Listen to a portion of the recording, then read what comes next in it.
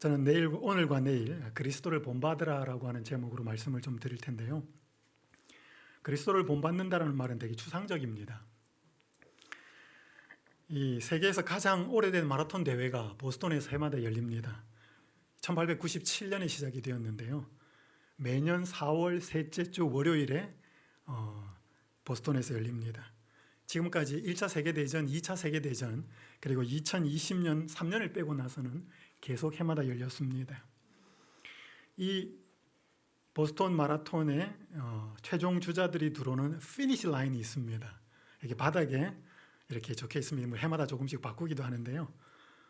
제가 이 공부를 보스턴에서 했기 때문에 누가 한 목회자가 저를 여기 한번 데려다 주었습니다. 그 자리에 한번 서 본 적이 있는데 이 42.195km라고 하는 이 엄청난 거리를 뛰면서 이 들어오는 사람들마다 이 피니시 라인을 통과할 때마다 모습들이 다양합니다. 뭐 하늘을 향하여 기도하는 사람도 있고 만세를 부르는 사람도 있고 박수를 치는 사람도 있고 이 엄청난 긴 레이스를 마치고 들어오는 목표를 달성하고 들어오는 환희에 찬 모습들입니다. 여러분, 우리의 신앙에도 목표가 있을까요? 최종 목표가 있어야 그걸 보고 쫓아갈 것 아닙니까? 그것을 성경에서는 고린도전서 11장 1절에서는 이렇게 기록합니다. 내가 그리스도를 본받는 자가 된 것 같이 너희는 나를 본받는 자가 되라. 바울을 본받으라기보다는 바울이 본받은 그리스도를 본받으라고 하는 말씀이지요. 그리스도를 본받는다, 그리스도처럼 산다, 그리스도를 닮는다. 그리스도가 우리의 최종적인 목표인 것은 분명합니다. 에베소서 4장 15절에 오직 사랑 안에서 참된 것을 하여 범사에 그에게까지 자랄지라. 그는 머리이니 곧 그리스도라. 또 마태복음 5장 48절은 말씀합니다. 그러므로 하늘에 계신 너희 아버지의 온전하심과 같이 너희도 온전하라. 이 온전하다는 단어는 원어적으로는 텔레이오스라는 단어인데 영어로는 퍼펙트라고 번역이 되어 있습니다. 그래서 이 단어를 이제 문자 그대로 이해할 때 신앙이 좀 이렇게 이상한 방향으로 좀 가기도 합니다. 그래서 우리 재림교회에서 그런 쪽으로 가는 사람들의 주장도 있는데요. 그리스도를 본받는다라고 하는 의미, 다양한 의미가 있을 것입니다. 예수의 마음을 품는다, 다양한 의미가 있습니다. 그런데 오늘 이 시간과 내일 시간에는 우리가 정말로 그리스도를 본받을 때, 그리스도의 마음이 충만할 때 과연 어떤 삶이 나타날까를 두 가지를 말씀을 좀 드리려고 합니다. 오늘 첫 번째 시간으로 그리스도의 마음이 충만하고 그리스도를 온전히 본받으면 우리는 그리스도처럼 죽습니다. 오늘은 그리스도처럼 죽으라. 내일은 그리스도처럼 살라인데 살라가 너무 포괄적이잖아요. 그분의 마음속에 가득 차고 있었던 그리스도처럼 사랑하며 살라. 오늘은 이제 예수를 닮아간다는 것은 예수처럼 죽는다는 것이고 예수를 닮아간다는 것은 예수처럼 산다는 것인데 오늘 먼저 죽는 이야기를 좀 하도록 하겠습니다. 여기 화면에서 보이는 이 사진은 마사다라고 하는 곳입니다. 이스라엘 남쪽, 유대 사막 동쪽에 우뚝 솟아있는 거대 바위 절벽에 지어진 고대의 왕궁이고 요새였습니다. 이거 누가 지었는가 하면 헤롯 왕이 지었습니다. 헤롯 대왕이 로마가 쳐들어오고 외적이 쳐들어와서 왕궁에서 살 수 없을 때 도망가 가지고 살도록 여기에는 엄청난 요새를 지어놓고 여기에 아주 오랫동안 먹을 수 있는 식량들을 보관해 두었습니다. AD 73년에 예루살렘이 유대가 로마의 침략을 받았을 때 마지막으로 항쟁을 벌이던 사람들이 최후의 보루로 도망간 곳이 마사다였습니다. 그래서 이거를 거의 로마 군대가 점령을 하지를 못해요. 나중에 작전을 씁니다. 유대인 포로들을 데리고 와가지고 이 성벽 밑으로까지 토담을 쌓아가지고 거의 성벽을 건너서 갈 수 있을 정도로 담을 쌓아 올라가가지고 결국에는 점령을 합니다. 그래서 마지막으로 이 성이 함락될 거라고 하는 것을 알고 10명씩 조를 짜가지고 10명이 9명, 그 10명씩 짠 한 사람이 죽이고 나머지 10명이 다 죽고 마지막 사람은 자살을 한 그런 이스라엘 역사에서 대단히 비극적인 그런 장소입니다. 여기에서 2000 한 그 대추 야자 씨앗이 발견이 되었습니다. 이걸 연대를 측정해 보니까 약 2000년 전의 씨앗이라고 그렇게 측정이 되었습니다. 그러니까 헤롯 왕 때 씨앗이었습니다. 이걸 심었어요. 심어가지고 2005년에 싹을 틔웠습니다. 이게 자랐습니다. 그리고 크게 자랐어요. 그래서 이 과학자들은 이 나무의 이름을 뭐라고 지었는가 하면 무드셀라라고 지었습니다.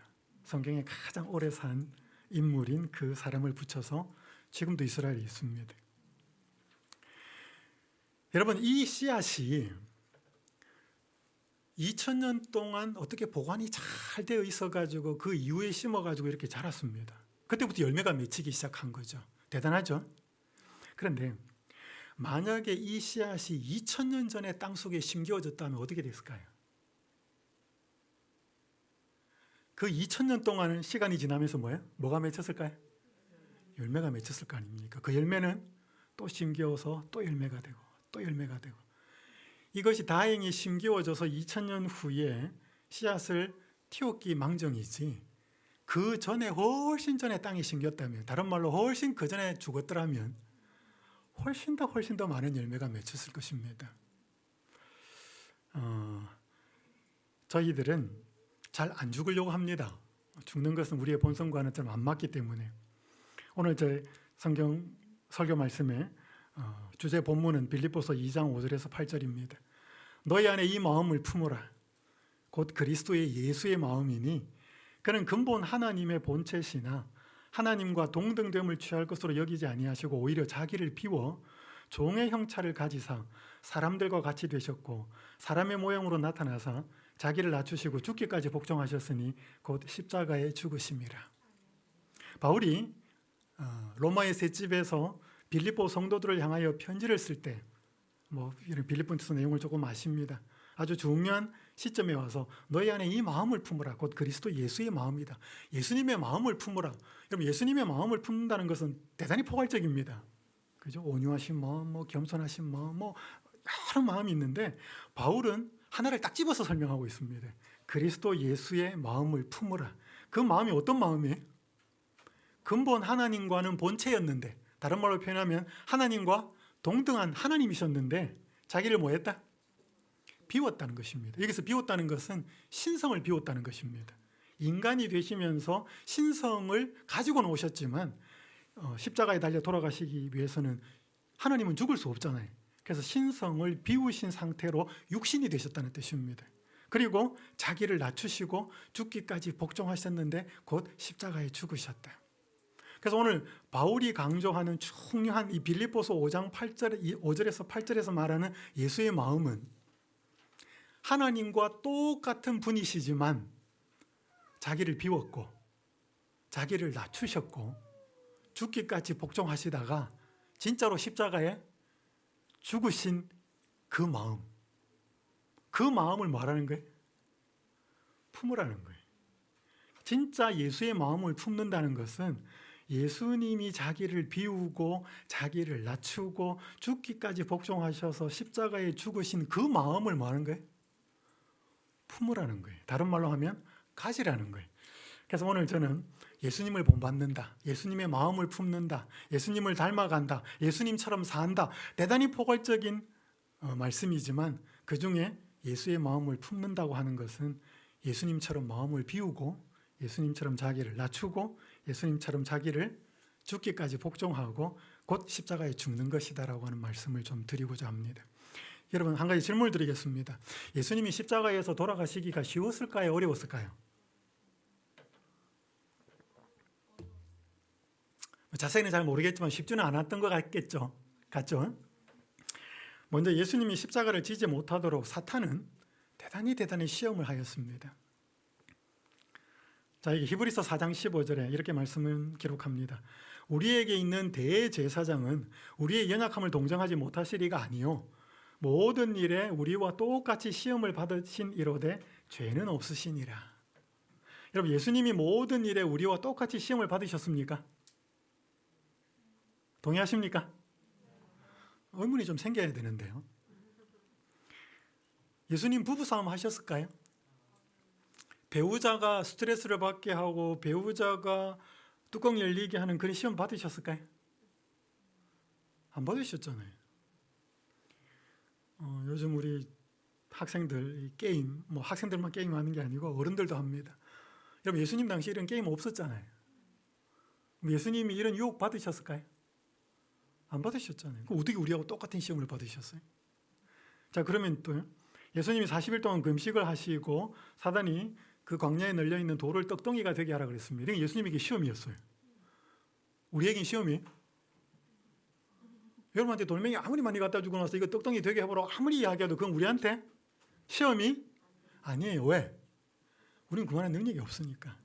그러니까 우리한테 시험이 되었던 것이 예수님에게는 시험이 안 되었고 예수님에게 시험이었던 것이 우리한테는 시험이 안 되는데 어떻게 예수님이 모든 일에 우리와 똑같이 시험을 받았다라고 이렇게 성경은 기록하고 있을까 이 말이죠. 이걸 이해하는 게 중요합니다. 여러분 이것은 시험의 모든 낱낱의 하나하나의 케이스가 똑같았다는 뜻은 아니에요. 왜냐하면 상황이 다른데 삶의 시기도 다른데 처해진 환경이 다른데 똑같은 시험들이다 이 말은 아닙니다. 이 말씀의 의미는 시험의 본질이 똑같았다는 것입니다. 그 시험의 본질이 뭔가 하면 네가 원하는 대로 살아. 네가 원하는 대로 먹고 싶은 대로 먹고 성질나면 성질 부리고 그 다음에 자기 십자가는 지지 말고 뭔가 이렇게 막 하려고 할 때 그거 안 하려고 하나님 의지하면서 믿음으로 나가서 그렇게 하지 말고 성질 부리고 싶으면 부리고 먹고 싶으면 먹고 한마디 하고 싶으면 하고 너가 원하는 삶을 그대로 살아라는 것입니다. 네가 하나님이면 돌멩이 가지고 똑도 만들고 네 하고 싶은 거 다 만들고 신성도 쓰고 신성도 사용하고 우리 보고는 뭐예요? 뭐 하고 싶은 거 다 하고 정말 이해되시나요? 거기에서 시험에 빠지지 않으려면 하나님 앞에 자신을 내려놓고 자기의 죄된 자기의 욕망을 내려놓고 하나님을 절대적으로 의지하는 신뢰와 믿음을 가지고 그분 앞에 나가는 삶, 이게 시험의 본질이었습니다. 그러니까 여러분 한번 생각해 보십시오. 예수님이 구속의 일을 행하셨던 것이 그분에게 쉬웠을까요? 어려웠을까요? 예수님이 십자가에서 죽으셨던 것이 그분에게는 쉬운 일이었을까요? 어려운 일이었을까요? 쉽지 않았습니다. 여러분이 실물교훈 357페이지에 이렇게 기록합니다. 구속의 대사업은 항상 그분의 마음에 짐이 되었대. 이걸 제가 조금 자세히 보기 위해서 원문을 한번 봤어요. 그랬더니 구속의 대사업은 끊임없이 그의 영혼을 짓눌렀다 그랬습니다. 꽉 누르는 거죠. 너무 부담이 됐다는 것입니다. 예수님한테. 그래서 예수님이 사람들을 가르치시고 병자를 고치실 때면 그 일에 당신의 정신과 육체의 모든 정력을 다 쏟으셨다. 여러분 너무 부담되는 일, 엄청난 일을 할 때 어떻게 해요? 최선을 다하려고 애를 쓰잖아요. 너무 부담이 되니까. 그러니까 그 무게의 짐이 얼마나 크겠냐는 거죠. 그뿐만 아닙니다, 여러분. 사탄은 계속 시험을 했어요. 십자가에 못 지도록, 십자가를 지지 못하도록. 그래서 예수님 시험할 때 다 보여주고 절하면 다 주겠다.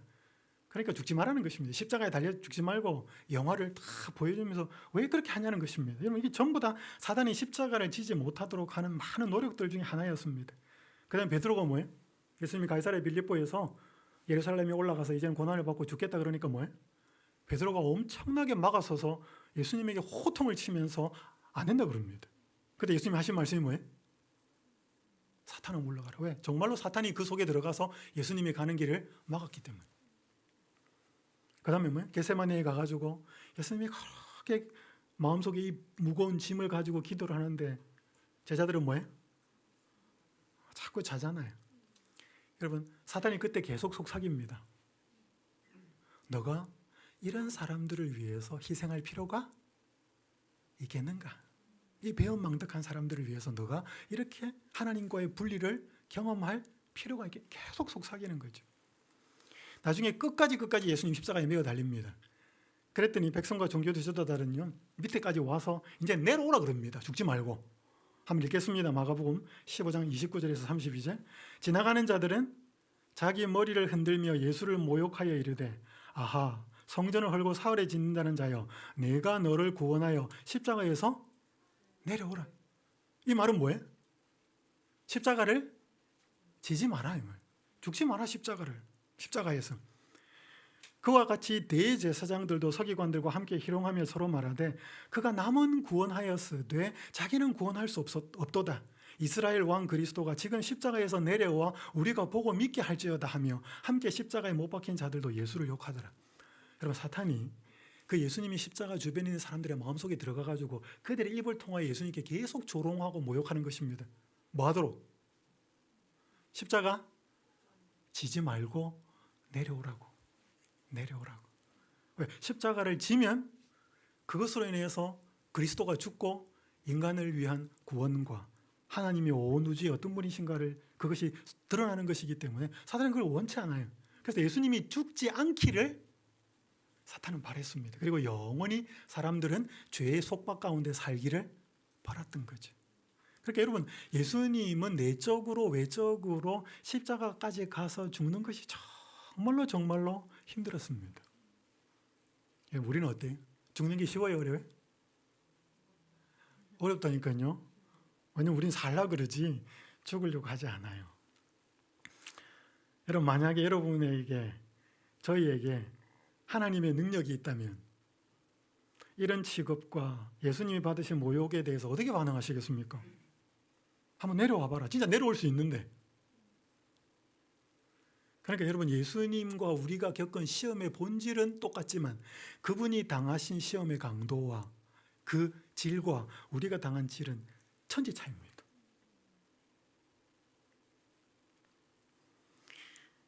여기 2017년도에 영국 한 일간지에 실렸던 이 사진인데요. 제가 되게 흥미로워서 가지고 왔습니다. 한 남자가 삶이 너무 힘들어서 죽으려고 다리 위에서 뛰어내리려고 하니까 어떻게 사람들이 목격을 했어요. 그러니까 사람들이 발견을 하고 이 사람이 뛰어내지 못하도록 뭐예요? 끈이랑 끈은 다 구해가지고 다리도 묶고 목도 끌어안고 한 사람은 허리띠 잡고 있고, 그래서 구조대가 빨리 안 와가지고 구조대가 2시간 만에 옵니다. 2시간 동안 이렇게 잡고 있은 것입니다. 그래서 이야기도 해주고 너 왜 죽으려고 하느냐. 저는 이 사진을 보면서 합동작전이잖아요. 지금 여기에 이 남자를 알고 있는 사람 한 사람도 없었습니다. 다 모르는 사람들이. 이 생면부지의 사람들이 이 남자가 죽지 않도록 하기 위해서 뭐예요? 뭐든지 하는 거예요. 붙잡고 있든지 말을 걸든지 뭐 하든지. 저는 이 합동작전을 보면서 인간을 구원하기 위한 삼위 하나님과 온 천사들과 이 우주의 거민들이 죄인들을 구원하기 위해서 합동작전을 펼치고 있는 그런 모습이 생각이 났습니다. 그럼 예수님이 결국 이 인간을 구원하기 위한 마음으로 인간을 구원할 뿐 아니라 온 우주에 하나님이 어떤 분이신지를 드러내기 위해서 끝까지 그 방해에도 불구하고 십자가로 갑니다. 그리고 나서 뭐 하셨어요? 죽으셨어요. 그리스도가 그렇게 죽으셨습니다. 쉽지 않으셨지만 그리스도가 그렇게 죽으셨습니다. 그래서 빌립보서 2장 5절에서 8절에 보면 너희 안에 이 마음을 품으라. 그는 근본 하나님과의 본체신 하나님과 동등됨으로 여기지 아니하고 자기를 비워 자기를 낮추시고 죽기까지 복종하시고 십자가에 죽으셨다. 이 마음을 너희가 뭐 해라? 품으라. 이 마음을 품으라.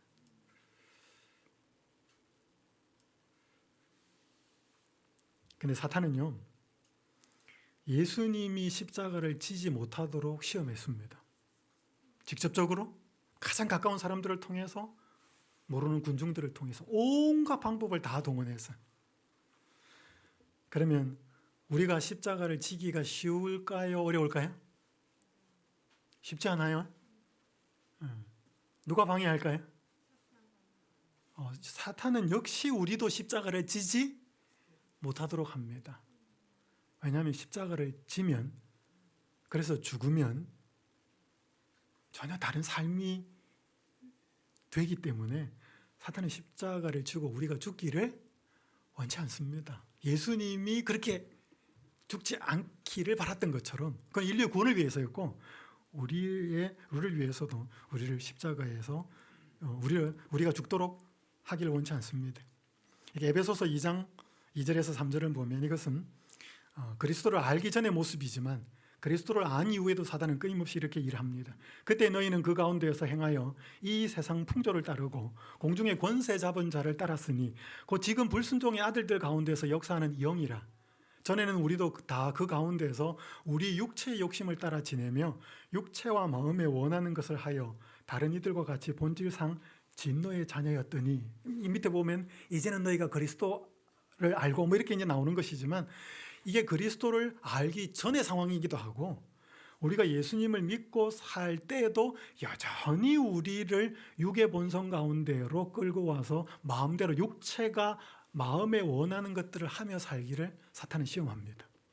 그래서 여러분, 사탄이 계속 지금도 우리의 마음에 이렇게 역사하니까 죽는 것이 쉽지 않아요.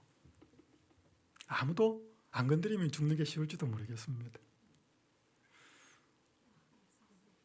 한번 보셨습니까, 이 사진? 윌 스미스라고 하는 미국의 영화 배우가 불과 며칠 전이었습니다. 그죠? 아카데미 시상식에서 시상자로 나서니 코미디언 크리스 록이라고 하는 사람이 뭘 진행하다가 농담을 합니다. 이 윌 스미스의 아내가 이제 뭐 몸이 안 좋아가지고 머리가 자꾸 빠져가지고 머리 완전히 밀어버렸습니다. 이제 그거를 이제 농담식으로 조크를 한 거죠. 근데 이제 이 친구가 듣고 있다가 열받아가지고 나가가지고 이게 전 세계에 생중계가 되고 있는 거기서 그냥 한번 올려붙인 것입니다. 그리고 나서 얼마 뒤에 이 사람은, 윌 스미스는 생애 최초로 아카데미 나무 주연상을 받았습니다. 그 사람들이 그 상 취소해야 된다. 지금도 시끄럽습니다. 그리고 얼마 뒤에 인스타그램을 통해서 이 사람이 공식적으로 사과문을 올립니다. 어젯밤 아카데미 시상식에서의 제 행동은 용납할 수 없고 용서받을 수 없는 것이었습니다. 농담을 받아들이는 것도 제 직업의 일부인데 아내의 건강 상태에 대한 농담에 그만 참지 못하고 감정적으로 반응했습니다. 크리스, 저는 당신에게 공개적으로 사과하고 싶습니다. 저는 선을 넘었고 잘못 행동했습니다. 저는 당황스럽고 제 행동은 제가 되고 싶은 사람을 보여주지 못했습니다. 막 주저리 하면서 막 길게 썼습니다. 여러분, 이 사람이 이렇게 하고 나가지고 얼마나 지금도 후회하는지 모릅니다. 우리도 이런 경험 있죠? 한번 성질 막 부리고 나가지고 뭐해? 내가 왜 그랬을까? 그때 뭐 했어야 되는데? 참았어야 되는데. 내 더러운 성질을 뭐 했어야 되는데? 죽였어야 되는데. 쉽지 않습니다. 죽여도 또 나오거든요. 요즘 서적에 나와 있는 많은 책들, 책 제목들, 뭐 비슷한 관련되는 책 제목들 좀 가지고 왔습니다. 자신을 믿어라. 행복해지고 싶다면 자신부터 믿어라. 자신의 인생을 먼저 챙겨라. 원하는 대로 산다. 어떻게 해야 원하는 삶을 사는가? 내 인생 내가 선택하며 산다. 내 뜻대로 이루어지는 힘. 하고 싶은 일 하면서 살면 왜 안 돼요? 바라는 대로 이루어진다. 여러분, 이 책 제목들이 딱 뭘 이야기하는 것 같아요? 네 마음속에 원하는 소원이 있고 소망이 있고 바라는 바가 있으면 그거를 잘 드러나고 그것이 원하는 대로 이끄는 대로 살면 된다. 그렇게 사는 것이 행복이다. 여러분, 세상은 이렇게 부추깁니다. 그래서 여러분, 사탄은 세상에서도 우리로 하여금 자기를 믿고 자기가 원하는 대로 살고 원하는 삶을 사는 것을 방해하거나 막고 있으면 거기에다 대놓고 성질 부리고 하고 싶은 대로 하면서 살기를 바라는 것이 세상의 방법입니다. 그렇게 행복한 줄 알아요. 그런데 이 생각들이 우리 교회 안에도 들어오고 그리스도인 안에도 들어와 있습니다. 한 여집사님이 SNS에 이런 글을 올렸습니다. 하나님의 모습을 담기를 원하는 무리들이 모인 곳이 교회이다. 종종 오랫동안 아니 모태교인으로 장로로 계시는 분들이 심심하면 교회 안 나오겠다. 회의 도중 박차고 나가고 하기를 번번이 한다. 이 코로나 전에 있었던 일입니다. 그럴 때마다 가슴이 너무 아프다. 누구를 위해 신앙을 하는가 모르는 분들이 많다. 이런 분들의 사고는 교회 다니는 것이 무슨 의미일까? 그때마다 목사와 다른 분들은 방문을 한다? 물론 다독이고 해야 하지만 나는 반대다. 자신을 돌아볼 수 있는 시간을 줘야 한다고 본다. 그럴 시간이 없이 다독이기만 하니까 늘 그 행실을 하는 사람은 늘 그렇게 한다. 어떤 때는 아니, 자주 신앙 공동체에서 스트레스를 받는다.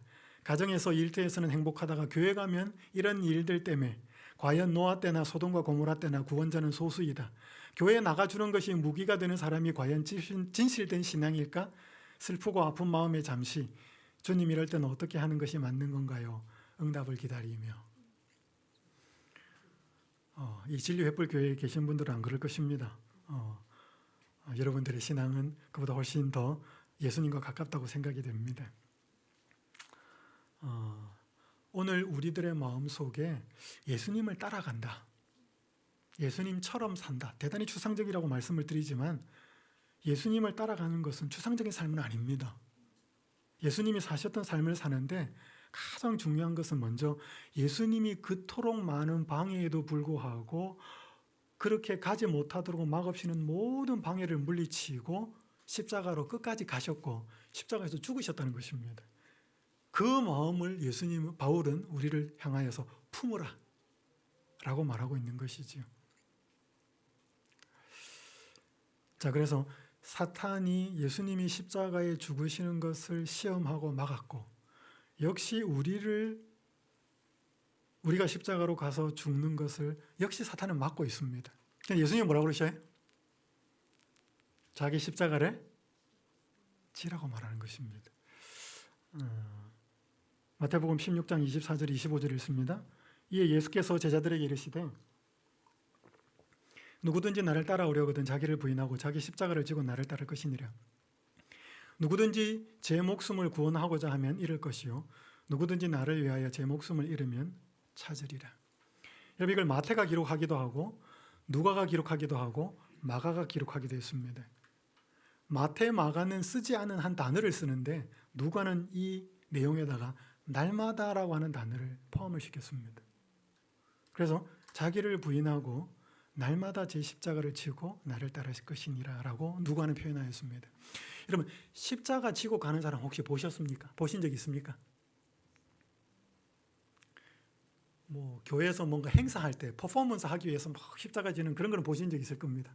그리고 교회에서 선곡할 때 십자가 지고 하는 거 보셨을 것입니다. 그런데 여러분, 팔레스타인에 살았던 사람들은 십자가를 지고 가는 것을 종종 보았습니다. 예수님 당시에 십자가 지고 갔거든요. 실제로 처형장으로 갈 때 세로로 된 기둥은 거기다 세우고 주로로 가로로 된 것들을 들고 갔어요. 그래서 여러분, 사람들이 십자가 모양이든 아니면 큰 통나무든 한쪽이든 십자가 모양이든 그 지고 막 그렇게 비참하게 어디를 가고 있는 사람들을 보면 그 당시에 팔레스타인 사람들은 그 사람이 어떤 사람이라고 이해를 했을까요? 어렵지 않습니다. 그죠? 저 사람이 이제 곧 뭐 한다? 죽는다. 그래서 여러분, 이 말씀은 대단히 쉬운, 이해하기 어려운 말씀이 아닙니다. 그러니까 자기 십자가를 지고, 이 말은 뭐예요? 죽고 나를 따르라.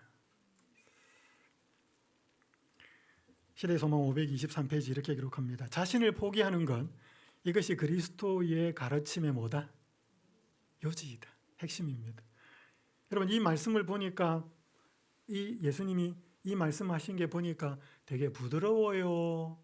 되게 아주 심각해요. 네? 심각하죠? 왜 심각하게 말씀하셨을까? 이렇게 기록합니다. 자주 그것은 권위적인 것처럼 보이는 말로 제시되고 명령되었다. 자기를 부인하고 자기 십자가를 지고 이런 말을 어떻게 부드럽게 하겠습니까? 이 말이 대단히 권위적인 것처럼 보이는 말로 제시되고 명령되었습니다. 왜? 만일 마음에 품을 경우 사람을 송두리째 타락시키게 될 그런 것들을 잘라버리는 길 외에는 사람을 구원할 다른 방도가 없기 때문이다. 이게 죽느냐 사느냐 하는 문제이기 때문에. 제가 한 학원교회에서 목회를 하고 있을 때였습니다. 사택이 그렇게 멀지 않았습니다. 학원에 일이 많아가지고 주로 이렇게 밥을 먹으러 못 갈 때가 있었습니다. 그럼 집사람에게 전화를 걸어가지고 뭐 먹을 거 있으면 좀 갖다 달라고 그렇게 전화를 했습니다. 한 번은 집사람에게 전화를 했더니 마침 집사람이 호떡을 구웠대요, 집에서. 호떡을 구워서 큰아이 편으로 보내주겠다는 것입니다. 아파트가 그렇게 멀지 않았어요. 근데 그 아파트와 학원이 있는 건물 사이에 그 큰 왕복 6차선 도로가 있었습니다. 그래서 제가 사무실에 오래 있었더니 바람도 좀 쉴 겸 아들이 호떡을 가지고 온다니까 마중을 나갔습니다. 그래서 제가 빌딩에서 나와서 내려오는데 그 길 6차선 도로 저 건너편 거기에 아들이 호떡을 뭔가 봉지를 이렇게 까만 봉지를 하나 두고 털레털레 걸어오는 것입니다. 그때가 이 신호등이 빨간불이었어요. 그때 아이가 초등학교 1학년 때였습니다. 제 큰아이가. 저는 당연히 그 큰아이가 빨간불에서 건널목에서 설 줄 알았습니다.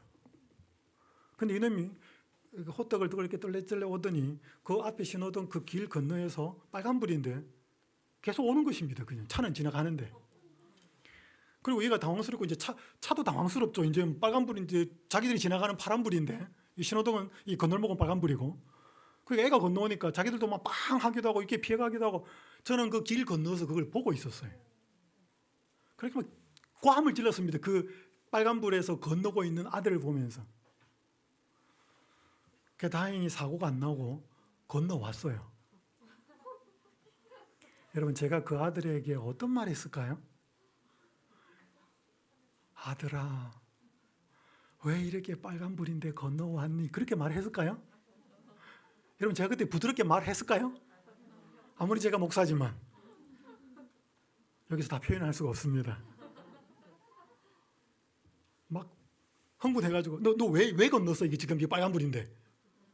그랬더니 제 아이 입에서 나온 말이에요. 아빠한테 호떡 빨리 갖다 주려고. 저한테 호떡 빨리 갖다 주려다가 애 잡을 뻔했습니다. 여러분 저는 그 다음부터 그 상황에서 호떡이 눈에 들어오겠습니까? 저는 그 아이를 불러놓고 너 앞으로 또 빨간불일 때 이렇게 건너면 얼마나 신신당부를 받았는지 하고 그 아이에게 절대로 빨간불에서는 안 건너겠다고 약속을 받았습니다. 여러분 제가 그때 너 뭐 빨간불일 때는 안 건너는 게 좋아, 파란불일 때 건너고 그렇게 말할 상황이 아니에요. 너무나 단호하고 너무나 중요하니까 그거는 명령적으로 단호하게 권위 있게 말할 수밖에 없었습니다. 왜요? 그렇게 안 하면, 그렇게 하다가 사고가 나면 죽을 수도 있으니까. 그래서 여러분 예수님이 자기 일을 부인하고 자기 십자가를 지고, 여러분 이거 되게 부드러운 말이 아니에요. 대단히 권위적이고 명령적으로 선포한 말이지만 그렇게밖에 할 수 없는 이유가 뭔가 하면 그렇게 하지 않으면 영혼을 잃어버릴 수 있으니까.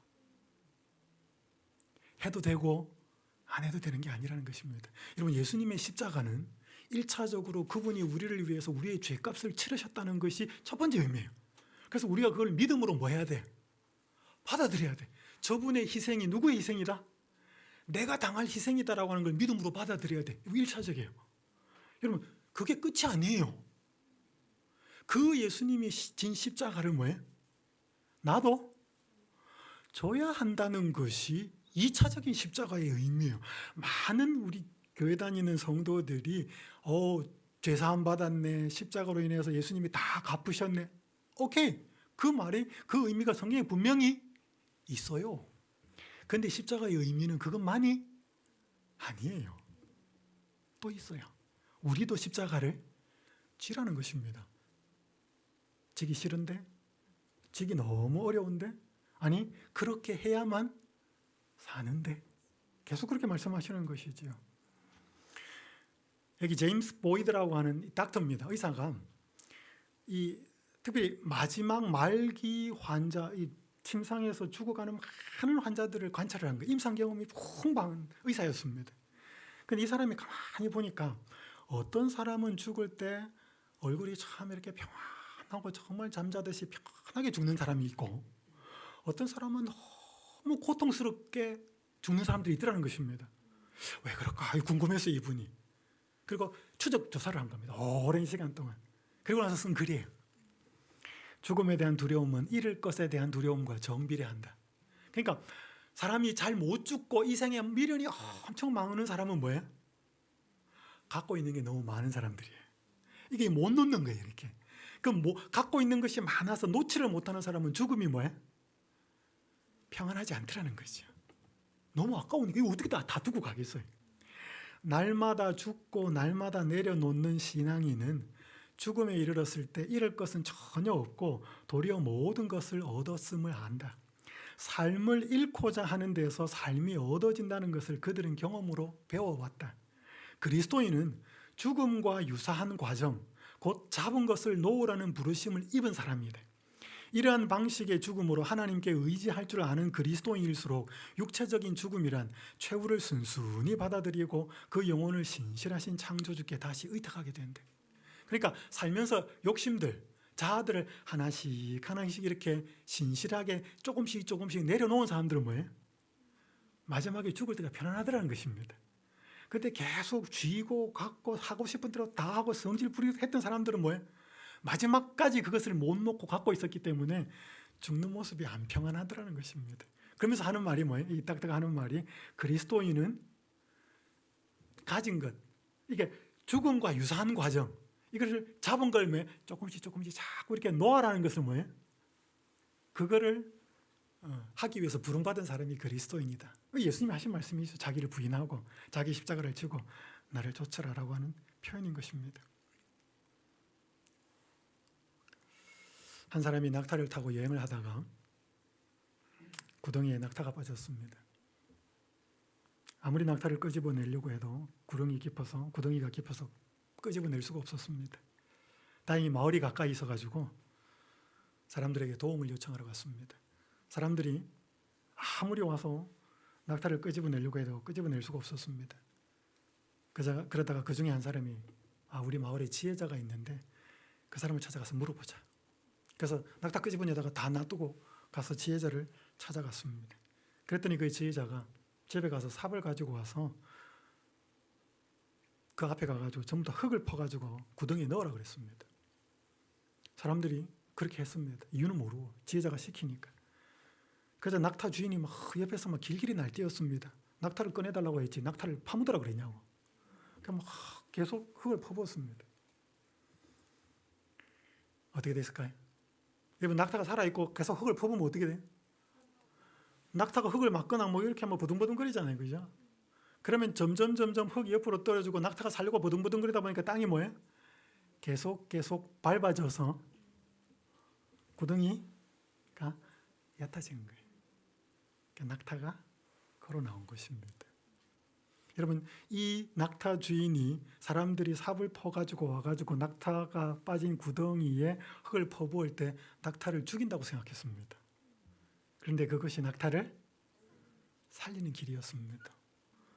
여러분, 세상에 우리가 세상에서 살자고 하지 죽자고 하는 사람은 없어요. 내가 회사에서든지 교회에서든지 내가 다 살자고 노력합니다. 그런데 우리의 마음에 이기심이 있어서 결국 내가 살자고 하는 일은 결국 뭐가 될 가능성이 많아요? 결국 뒤돌아보면 나를 살리지 못한 길이었고 방법이었다는 것을 우리는 자꾸 알게 됩니다. 그래서 이제 우리는 뭐예요? 역으로 해볼 필요가 있습니다. 그래서 고린도전서 같은 데 보면 너가 지혜가 있다고 생각하느냐? 그럼 세상 사람들이 보기에 조금 어리석게 한번 해봐라. 성경이 그렇게 말하거든요. 그래서 여러분 성경에 보면은 그 누가복음입니까? 농사를 잘 지어서 그 농작물을 보관할 데가 없어서 창고를 잘 짓고 재테크를 잘한 사람을 성경에서 뭐라 그래? 어리석은 사람아, you are fool 그랬습니다. 여러분, 세상의 관점으로 보면 되게 지혜롭잖아요. 재테크 잘하는 사람이니까. 근데 예수님은 어리석은 자요. 그래서 오늘 우리는 자꾸 내 생각에 잘 사는 방법, 내 생각에 성공하는 방법 이쪽 말고 우리 한번 반대로 가보는 것이 우리가 훨씬 더 잘 사는 방법일 수 있다는 것입니다. 그러니까 성경에서 대놓고 이야기하잖아요. 죽으라 그러잖아요. 자꾸. 죽으면 너가 산다. 여러분, 여기 마가복음 15장 21절 함께 좀 읽겠습니다. 마침 시작. 마침 알렉산더와 루포의 아버지인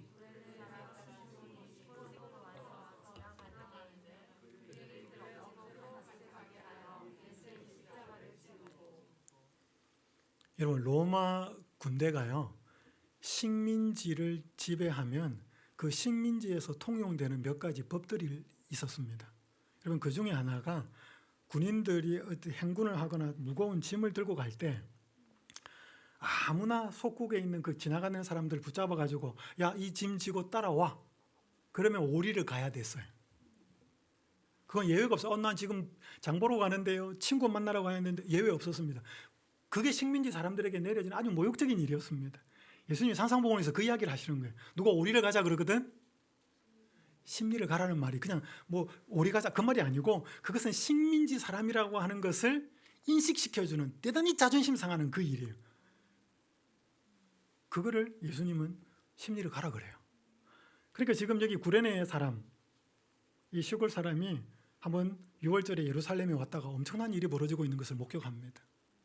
그러니까 예수님이 도저히 십자가를 지고 올라가지 못할 상황이 되자 로마 군병이 그들이 식민지 사람들한테 쓸 수 있는 권한을 쓴 거예요.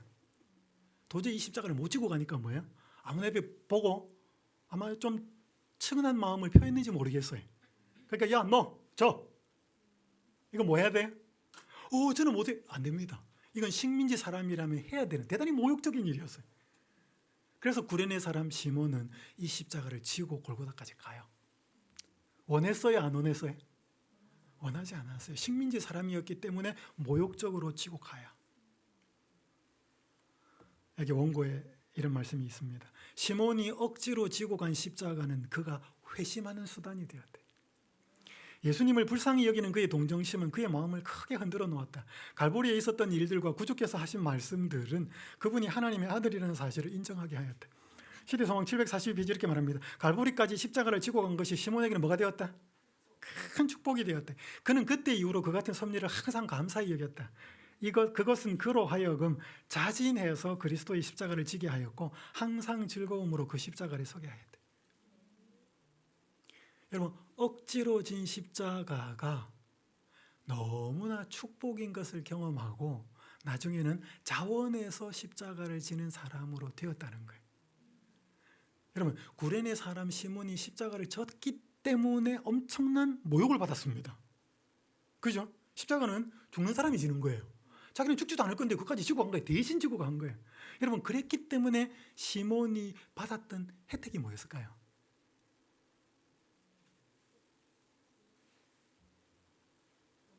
예수님을 대단히 가까이에서 본 거예요. 그렇죠? 여러분, 예수님하고 같이 갔을 거 아니에요. 그분의 숨소리, 그분의 눈빛, 예수님을 일거수일투족을 가까이서 볼 기회를 갖게 된 것입니다. 그게 뭐예요? 아마 예수님에 대해서 들었던 이야기도 있을 거예요. 왜냐하면 이 아들들은 제자였거든요. 자기는 제자가 아니었어요. 그래서 예수님에게 들었던 예수님에 대한 스토리들도 기억나기도 하고, 그래서 그의 마음이 흔들리고 마침내 그가 하나님의 아들이라는 사실을 인정합니다. 백부장이 예수님 십자가에 달려 돌아가시고 예수님이 말하고 기도하고 사람들 대하는 모든 사람 예수님 마침내 탁 돌아가시고 나니까 돌아가시기 전에 이 사람은 진실로 하나님의 아들이었도다. 그래서 여러분, 예수님의 십자가까지 와서 오지 않았더라면 인정하지 않았을 많은 사람들이 예수님을 하나님의 아들로 인정합니다. 그 중에 한 사람이 백부장이었고 그 중에 한 사람이 시몬이었습니다. 그리고 그 다음부터는 뭐예요? 십자가를 지는 일을 자원해서 즐겨 하게 되었다. 여러분, 이때 나무 십자가가 아니었겠죠. 그때는 진짜 나를 따라오려거든 자기를 부인하고 라고 하는 그 의미의 십자가를 지게 되었을 것입니다. 자, 여기 여러분 이런 말씀이 있습니다. 잘 한번 생각해 보십시오. 그대가 거의 항복하려고 할 때, 인내력과 자제를 잃어갈 때, 힘이 들고 독서를 퍼부으려고 할 때, 결점을 찾고 비난을 하려고 할 때, 이때가 바로 그대에게 있어서 기도를 하늘로 보내야 할 때이다. 우리가 이렇게 딱 열받을 때 있죠. 한마디 딱 하고 싶고 할 때가 있습니다. 오 하나님이여, 나를 도우사. 시험을 이기고 모든 괴로움과 분노와 나쁜 말을 나의 마음에서 물리치도록 하옵소서. 주의 온유하심, 주의 겸손하심, 주의 오래 참으심, 그리고 주의 사랑을 내게 주옵소서. 나의 구속자에게 욕을 돌리지 않게 하시고 나의 아내와 나의 자녀들, 그리고 믿음 안에 있는 형제 자매들의 말과 동기들을 오해하지 않게 하옵소서. 나를 도우사 나로 친절하고 불쌍히 여기며 부드러운 마음씨를 가지고 용서할 수 있게 하옵소서. 나로 나의 가정에 있어서 참된 가정의 띠가 되게 하시고 남에게 그리스도의 품격을 나타내도록 도우소서라고. 제가 얼마 전에 이런 일이 있었습니다.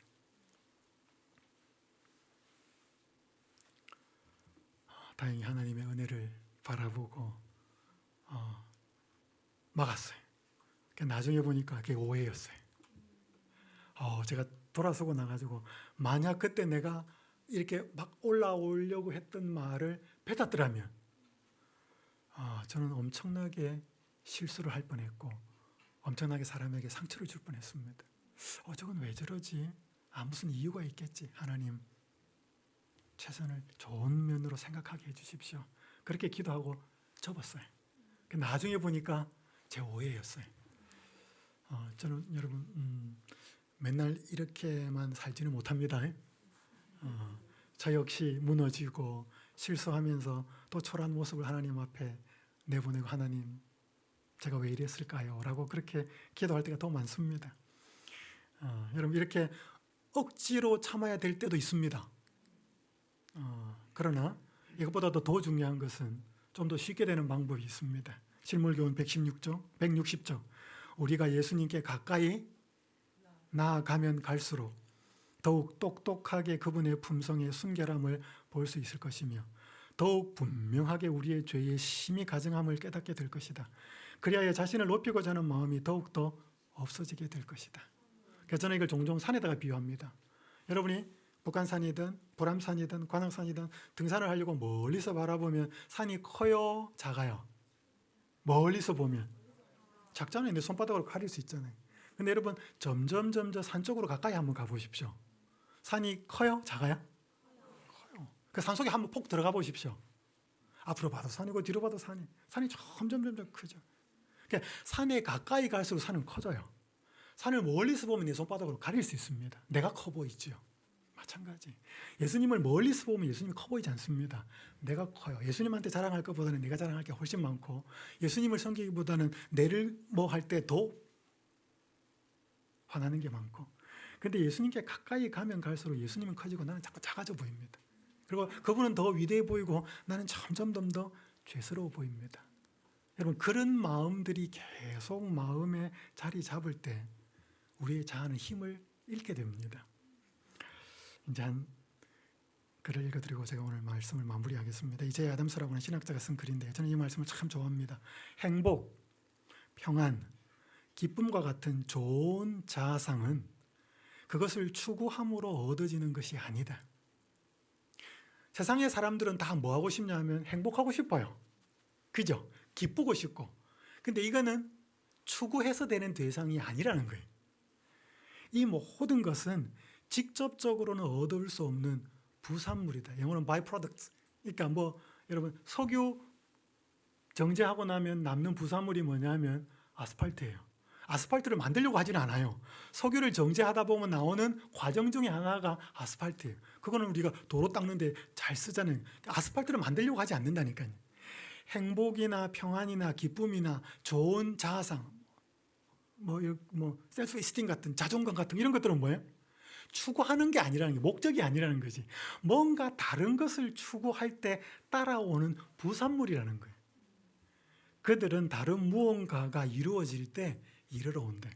이 경우 그리스도와 그분의 복음을 위해 자아를 잃어버릴 때 자아는 구원을 받게 된대. 그러니까 그리스도를 자꾸 바라보고 그리스도의 좋으신 면들을 자꾸 생각하고 그분에게 가까이 가면 내 자아는 점점 잃어버려지는 거고 그 결과로서 나타나는 게 뭐냐 하면 기쁨, 행복, 감사, 평안 이런 거지 이것 자체는 추구해야 될 대상이 아니라는 거예요.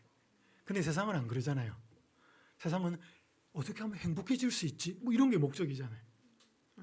어떻게 하면 내가 원하는 바를 이룰 수 있지? 어떻게 하면 내가 원하는 회사를 들어갈 수 있고 내가 들어가는 원하는 대학을 갈 수 있고 내가 원하는 점수를 받을 수 있고 그게 목적이 되고 목표가 되잖아요. 근데 성경은 예수님이 목표가 되고 예수님의 십자가를 바라보고 그분을 생각하는 마음을 품는 것이 목표가 되면 나머지는 부산물로 따라온다는 것입니다. 그래서 오늘 저는 예수님을 본받으라, 예수님처럼 살아라, 예수님에 이르기까지 자라라, 예수님의 온전하신 것 같이 너희도 온전하라. 여러분, 이 말씀들은 대단히 부담스럽습니다. 그렇지만 오늘 바울이 빌립보서 2장 5절에서 8절을 통해서 주신 너희 안에 이 마음을 품으라 곧 그리스도 예수의 마음이니 라고 하는 그 본문을 자세히 살펴보면 근본 하나님과 본체이시지만 자기를 비우고 신성을 비우고 자기를 낮추시고 죽기까지 복종하고 마침내 십자가에 돌아가심으로 자기를 죽음에 내어준 그분의 모습이 진짜 예수님의 마음이라고 하는 것, 그분의 마음속에 가득 찼던 마음은 죽는 마음이었습니다. 자기의 자아를 가지고 뭔가 하려고 하는 마음이 아니라 자기를 내려놓는 마음, 그게 그분의 마음이었습니다. 예수님을 닮아간다, 예수님을 본받는다, 예수님처럼 산다라고 하는 것은 우리도 그 마음을 품는다는 것입니다. 죽으신 그 죽었던 예수님의 마음을 우리도 마음속에 품는다는 것이죠. 그래서 오늘 저는 예수님을 본받는다라고 하는 의미의 첫 번째는 그리스도처럼 죽는 것이다. 억지로도 죽어도 효과는 있습니다. 구레네 사람 시몬처럼. 하지만 그것이 의미와 본질적으로 그리스도를 더 가까이 가면서 그것이 죽는 경험을 하는 사람은 더 놀라운 경험이겠죠. 어쨌든 오늘 우리가 그리스도를 따라간다라고 하는 것, 많은 사람들이 특별히 우리 재림신앙 중에서 약간 이렇게 좀 극단으로 치우치는 사람들, 그리스도처럼 살아야 돼라고 한다면 우리는 뭐 안 하는 거, 대부분 그런 사람들의 삶의 모습을 보면 자기가 죽는 경험은 별로 없어요. 그래서 우리가 오늘 그리스도처럼 산다라고 하는 면에 있어서 아주 중요한 하나의 측면을 이해하시면 좋겠습니다. 그리스도처럼 사는 것은, 그리스도를 본받는 것은, 그리스도를 따라가는 것은, 예수의 마음을 품는 것은 아주 중요한 한 의미는 그리스도처럼 죽는 것이다. 쉽다, 어렵다? 어렵습니다. 예수님도 여러분 쉽지 않으셨습니다. 내외적으로 엄청난 방해도 뚫고 가시는 것이었습니다. 하나님의 영광과 사람의 구원을 위해서 더 큰 목적이 있으셨죠. 오늘 이 시간 우리의 마음속에 시작된 이 안식일에 한 주간을 돌아보시면서 내가 가장 열렬히 추구했던 것이 무엇이었고, 무엇이 가장 이루어지지 않아서 마음이 안타까웠고, 여러분 그것들을 곰곰이 돌아보면 그게 오늘 내 마음속에 자리 잡고 있는 우상일 수 있습니다. 무엇이 얻어졌을 때 너무 기뻤고 뭔가 그것이 안 이루어졌을 때 너무 낙심한 것은 내 마음속에 주인이 되어 있는 것일 수 있습니다. 오늘 그것들이 이 안식일의 쉼, 하나님의 은혜와 능력 속에서 그 자리에 예수님이 자리하시는 진정한 주인이 바뀌어서 진정한 쉼과 진정한 삶의 경험이 회복되는 안식일이 되시기를 간절히 바라면서 말씀을 마치겠습니다.